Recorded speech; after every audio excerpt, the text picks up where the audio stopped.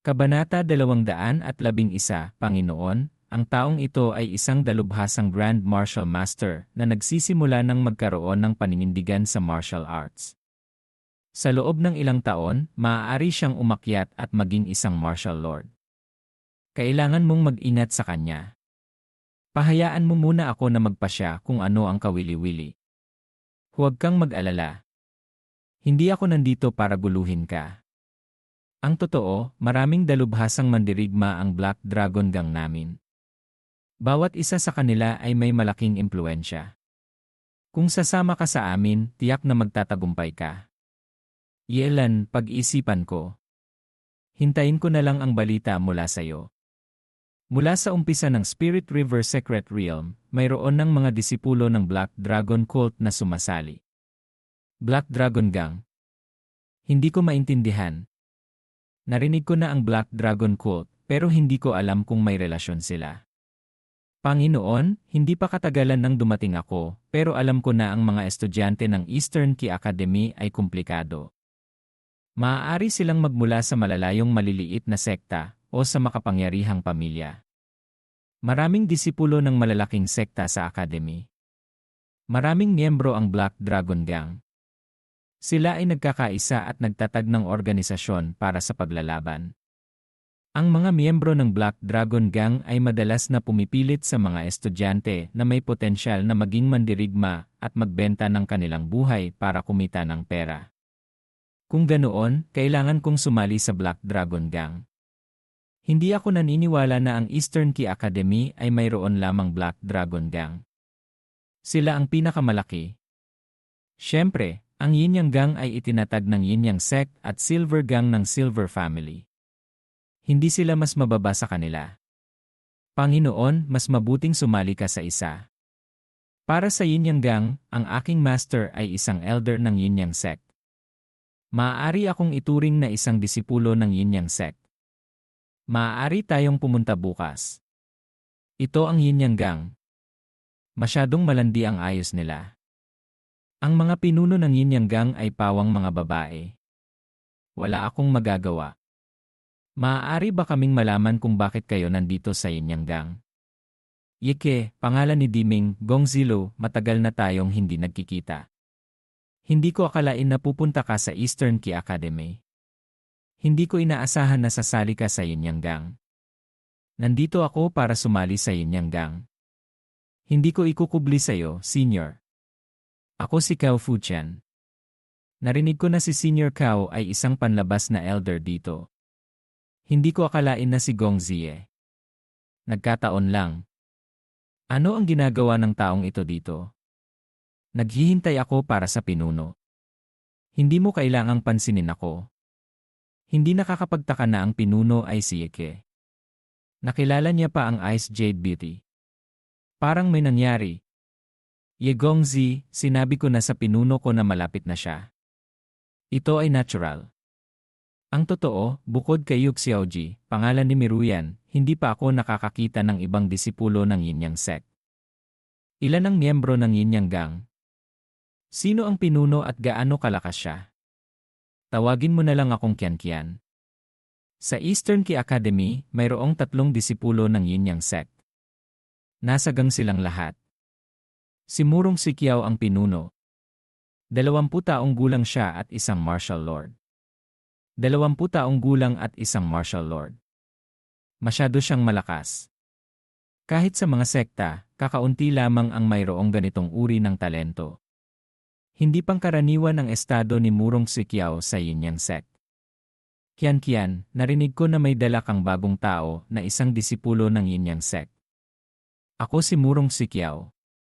Sino ka? Hindi pa kita nakita sa sekta. Ako ay isang panlabas na disipulo na kararating lang. Hindi mo pa ako nakikita. Sikiao. Siguro mali ang pagbigkas ko sa pangalan niya. Mukhang hindi mapagkakatiwalaan si Cao Fuqian. Ngunit mukhang mas mapagkakatiwalaan ka kaysa sa kanya. Kung gusto mong sumali sa gang, kailangan mong magawa ang isang misyon. Hindi ko maintindihan. Ayon sa mga alituntunin, kailangan mong tapusin ang isang misyon na ipinag-utos ng pinuno bago ka sumali sa gang. Mayroong isang misyon. Ano ito? Mukhang magkakilala kayo ni Qianqian. Ang ganda ni Yu Xiaoji ay lumalampas sa Ice Jade Beauty ni Qianqian. Kaya sipingan mo si Yuruyan. Tapos na. Pamilyar ang pangalan ni Miruyan. Hindi ko matandaan kung saan ko ito nabasa. Ano ba yan? Makipagtalik kay Miruyan. Hindi ko ipag-uutos sa iyo na makipagtalik sa kanya. Natatakot ka ba? Kung ganoon, ibababa ko ang kahirapan ng misyon. Hipuin mo si Ruyan sa harap ng lahat. Kung magagawa mo iyan, matatapos mo ang misyon at sasali ka sa gang. Kakaiba ang mga misyon dito. Kailangan ko ba talaga na hipuin siya? Ano ang ibig sabihin nito para sa amin na nagsasama-sama? Isang buwan na lamang ang natitira bago ang ranggo ng akademi. Alam mo na ang gantimpala pagkatapos umakyat sa ranggo. Maraming disipulo ng malalaking sekta ang pumupunta rito para sa gantimpala. Bagamat nagtitiwala kami sa sarili namin, hindi kami nagpapabaya tulad ng iba. Sinusubukan ni Yeke kung kaya niya silang asarin. Kung ganoon, mapanganib siya kasama. Narin si Miruyan. Mayroon kaming Beiming. Huwag kang mag-alala. Mayroong murong Suikiao na nagpoprotekta sa kanya. Sino ang mga ngahas na hawakan siya? Kailangan niya bang maging Miruyan? Masyadong mahirap unawain. Bakit ka nagbubuntong hininga? Hindi ko ninakaw ang kalinisan niya. Ngayon, kailangan kong nakawin ang kalinisan ng iba. Gusto niyang hawakan ko ang puwet ni Miruyan sa harap ng lahat. Ang hirap. Kung gagawin mo iyan, magiging kaaway ka ng mga lalaki sa akademi. Hindi ako natatakot sa mga lalaki sa akademi. Masyadong mahirap ang misyon. Kung ganoon, hindi ko siya sasadyang hahawakan. Ano ang ibig sabihin ng hindi sinasadyang hawakan siya? Iyan ay hindi sinasadyang paghawak. Kung ganoon, kailangan tayong lumikha ng pagkakataon. Kailangan tayong maging maingat. Ang hirap. Masyado kang nagpanggap na hipuin si Trainer Liu Fei nang hindi sinasadya. Pupuntahan natin si Ruyan. Mahirap para sa Divinity Martial Hall na mag-issue ng mga misyon. Ruyan at Shaimi, tignan niyo kung anong misyon ang ipapagawa sa inyo. Senior, maaari mo ba akong tulungan? Katatanggap ko lang ng isang misyon na may malaking gantimpala. Magkasama tayo. Maaari kang magpahinga sa buong araw at makakuha ng gantimpala. Pinipili nila ang kanilang mga misyon. Maaari kang pumili ng kahit anong misyon na gusto mo. Hindi mo ako kailangang pansinin. Si Miruyan ay masaya. Mayroon siyang mga taong tumutulong sa kanya. Ang pinakamababang antas nila ay Martial Warrior at mayroon pang mga Grand Martial Master. Hindi ko maintindihan kung bakit ganoon ang pakiramdam ko sa kanya. Ang paninindigan na protektahan siya. Noong una kong nakita si Sulan, wala akong nararamdamang ganito. Paano naman si Beiming? Masyado siyang maganda. Sa mga mata ni Beiming, hindi siya kasing ganda ni Sulan. Si Sulan ay kasing ganda ng isang diwata. Ang lalandi ng mga lalaki dito. Marahil isa siyang manhid. Ang daming walang kwentang lalaki dito. Ang daming pro na flat-chested. Paano makukumpara si Sulan kay Yu Xiaoji? Kung hahawakan ko siya, papatayin nila ako. Kaya kailangan tayong lumikha ng pagkakataon para hindi tayo masisisi. Magsagawa tayo ng isang misyon kasama niya. Sa madaling salita, kailangan muna nating maging magkaibigan. Shiji, gusto rin naming sumali. Anong misyon? May mga taong nagpapagaling. Mayroon kaming mga mage. Ang mga misyon na yon ay mapanganib. Kailangan niyong pag-isipan. Ito ang pagpapakilala sa aming misyon. Nag-aalangan pa ako kung sasama ba ako o hindi. Natuklasan ng mga tao na mayroong isang sinaunang altar sa isang yungib ng halimaw. Ang kabilang dulo ng altar ay humahantong sa maliit na mundo. Ayon sa intelligence na natanggap ng advanced team, maraming halimaw at bitag. Kung gusto nating galugarin ang maliit na mundong iyon, kailangan natin ng mga formation master. Alam na natin yan.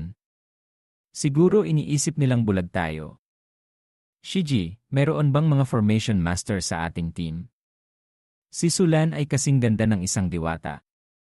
Alam niya kung paano maglinang pero hindi siya malaki ang dibdib. Ewan ko ba kung bakit mas gusto ko ang flat-chested. Hindi. Alam lang namin kung paano ang mga pangunahing formation, kaya nag-aalangan kami.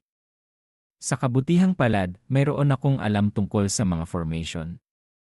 Sana samahan ako ni Shiji para makatulong ako.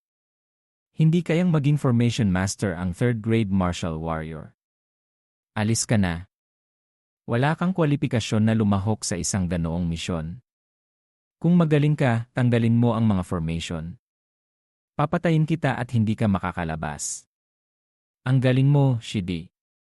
Sana samahan mo ako sa misyon na ito. Pwede kang magpahinga.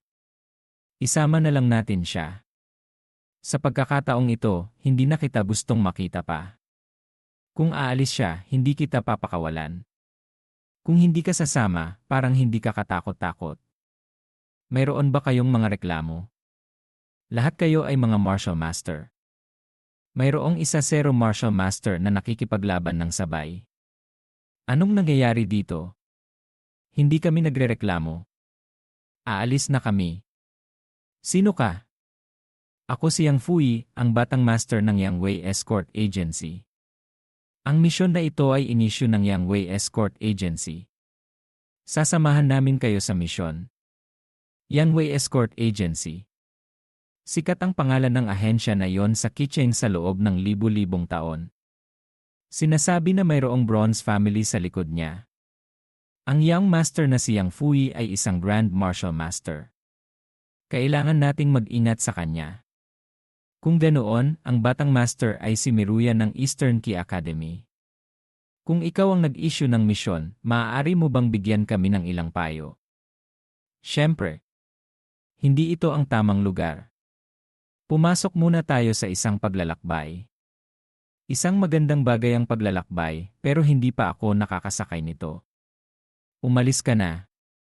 Yang Fui. Hindi ako naniniwala sa kanya. Mapanganib ito kung gagamitin niya ang lahat ng kanyang kapangyarihan sa misyon na ito. Kailangan mo akong isama. Bilang iyong tagasunod, kailangan kong ipagsapalaran ang aking buhay. Magsanay ka na lang. Kailangan mong dagdagan ang iyong lakas. Alam ko ang iyong lohika. Hindi ka dapat magsalita ng malumanay.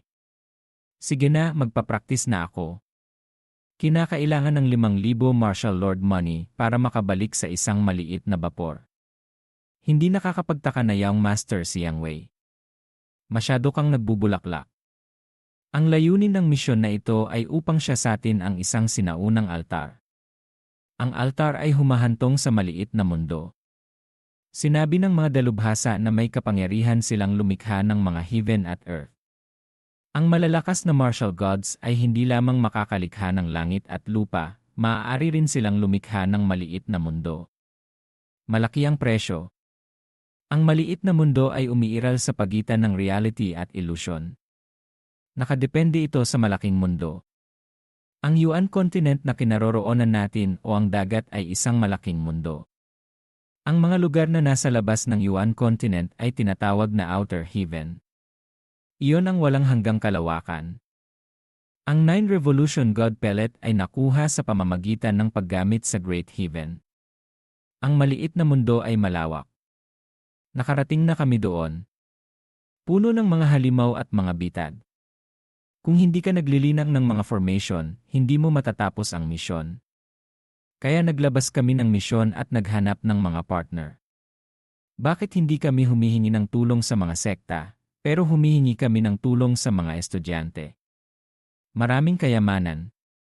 Mayroong 20 sa inyo at 10 kayo. Ano ang kikitain namin?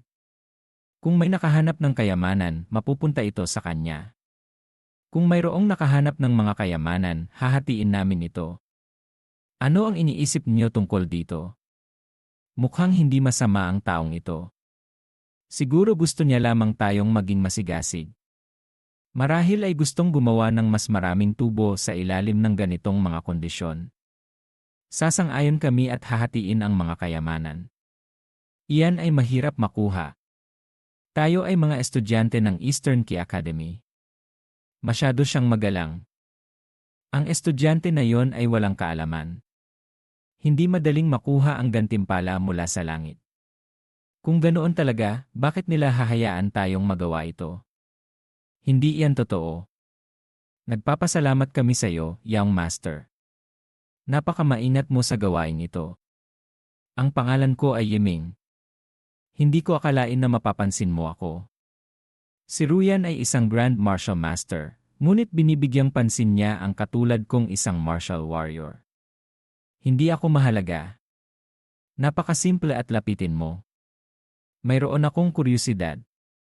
Hindi ka ba natatakot na dayain ka niyang Fui?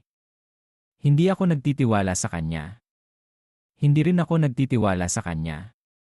Ngunit masyadong nakakahumaling ang mga kayamanan sa maliit na mundo. Kung susuko tayo, sayang. Hindi mo kailangang mag-alala. Masyadong malaki ang presyo ng paghampas sa mga estudyante ng Eastern Key Academy para mahawakan ng Yangwei Escort Agency. Sana. Mayroong mga rune na nakaukit sa bawat bato. Hindi ko maintindihan kahit isa. Ang mga sinaunang altar ay gumagamit ng sinaunang rune. Sa loob lamang ng isang sandali, nadama ko ang kakaibang aura. Paano ginagawa ang altar? Madali lamang. Kailangan ko lamang gumamit ng 20 buhay na tao para ipakain ang altar para ma-activate ang teleportation formation papunta sa maliit na mundo. Kailangan natin ng mga buhay na tao. Mayroon tayong 29 na tao. Hindi maaari. Maghanda ka, Beiming. Ang Young Master na si Yang Wei ay marunong magbiro. Maliban na lamang kung si Young Master Yang ay may dalang mga alipin. Kailangang martial warrior pataas ang kalinangan ng mga alipin, kaya hindi mo magagamit. Martial Lord. Mayroon pa ring mga martial lord doon. Ang ilan sa kanila ay may martial Dao will. Natapos na ito. Alam kong hindi magiging madali ang paglalakbay. Hindi siya makagalaw. Paano makakagalaw ang isang maliit na martial warrior sa ilalim ng aking martial Dao will? Patuloy na lumalaban si Beiming. Ang martial Dao will ng martial lord na yon ay may layunin. Gayunpaman, hindi yon masyadong malaki. Ang pagkakaiba sa martial lord at martial king ay masyadong malaki. Bagamat mapipigilan nila ang iba, hindi sila makakagalaw. Masyado pa ring mabagal ang reaksyon niya. Kailangan kong magmadali at ma-activate ang altar. Gumagamit ako ng Chaos Ally Classic. Kailangan ng hain para ma-activate ang teleportation formation sa altar. Mabuti na lang at hindi lamang iyon ang paraan. Maaari kong sapilitang buksan ito sa pamamagitan ng Martial Lord Money. Masisira ito. Sinisira ng batang lalaki ang altar. Pigilan niyo siya. Napakalamig. Pagkatapos kong harapin si Ruyan, tutulungan ko kayo. 3 Revolution Lightning Chop. Ano yon? Hindi siya ordinaryo. Napakahusay ng buntot niya. Mukhang hindi maganda ang sitwasyon. Kailangan nating magtayo ng killer formation para pigilan siya. Yeshidi, ikaw ang mag-aaktibo sa altar. Lalabanan ko ang babaeng iyon. Naghahanap ka ba ng kamatayan? Distant Shadow Strike. Fierce Stab. 1-0 yang finger. Boom boom boom. Masyadong malakas. Anong ginagawa mo dito? Bilisan mo at i-activate ang altar. Kung hindi, mamamatay tayong lahat dito. Tapos na ang activation ng altar. Hihiramin ko muna ang momentum para atakihin ka. Sana hindi ka magagalit. Napakamura mo. Ano ba talaga ito? Hindi siya natatakot sa pagpilit ng martial Dao will. Ang isang espesyal na bloodline ay hindi kayang bayaran ang presyo. Masyado siyang mahusay sa mga formation. Paano niya nakaya na i-activate ang sinaunang altar ng walang hain? Hindi pa yon naririnig. Gaano kalakas ang batang lalaki na yon? Gagamit na siya ng mga cheat. Young Master, ano ang gagawin natin? Kung ipakalat nila ang balita, hindi namin kakayanin ang galit ng Eastern Key Academy. Sila ang nagdudumi sa mga pangalan. Hindi namin kakayanin ang pagiging napakalaki. Papatayin natin silang lahat. Huwag na. Pakiusap. Hindi namin sasabihin sa kahit sino. Pakiusap. Hanapin niyo sila at patayin. Ano ito? Ang sakit. Parang nasa maliit na mundo tayo. Parang konektado sa formation sa lupa. Ang mga halaman ay lumalaki ayon sa formation.